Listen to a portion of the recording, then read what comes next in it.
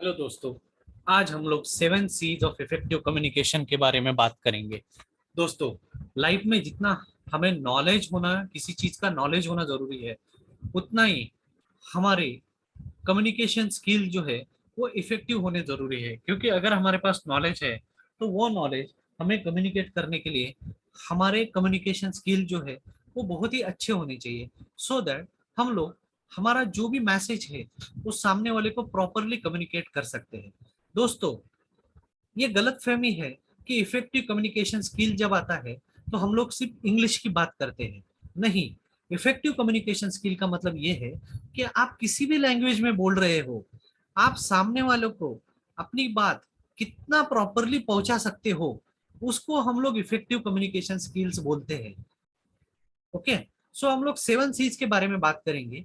वो 7 C's है: completeness, conciseness, consideration, concreteness, clarity, courtesy and correctness. So पहला C है कंप्लीटनेस।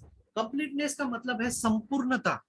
मतलब कि हम जो भी हमारा मैसेज रिसीवर को कम्युनिकेट कर रहे हैं वो हमें कम्युनिकेट करना चाहिए, सो दैट सामने वाला कंफ्यूज ना हो जाए। ओके, सो हमें इसके लिए नेसेसरी इंफॉर्मेशन उसको प्रोवाइड करनी चाहिए। अगर उसका कोई क्वेरीज हो तो हमें उसका आंसर देना चाहिए। हमें हमेशा एक्स्ट्रा देना चाहिए अगर डिजायरेबल है तो। दूसरा है कॉन्साइजनेस। कॉन्साइजनेस मतलब संक्षिप्त।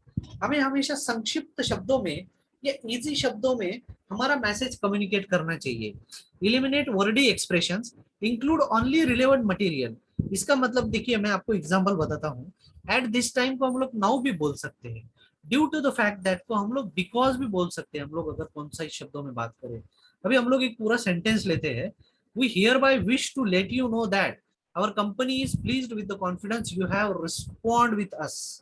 इसमें कौन सा हम लोग लिखेंगे? We appreciate your confidence. देखिए कितना छोटा सेंटेंस है।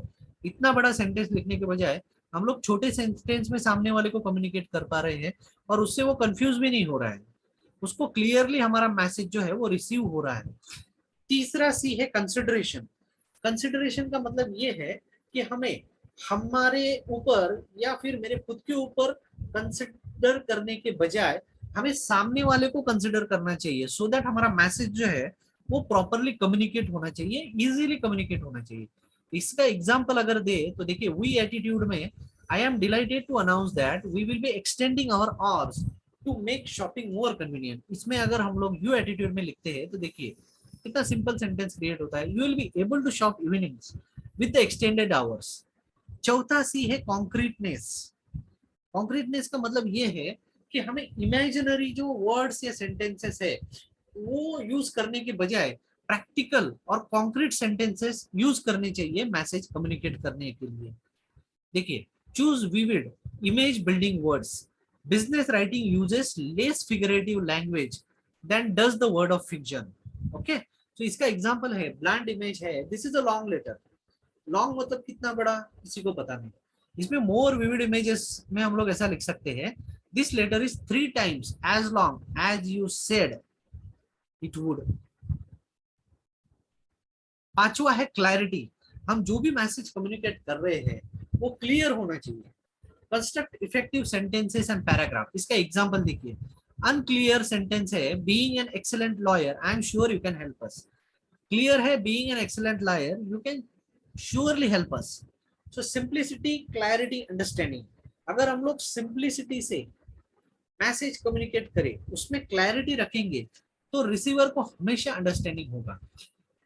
छठा सी है कर्टसी।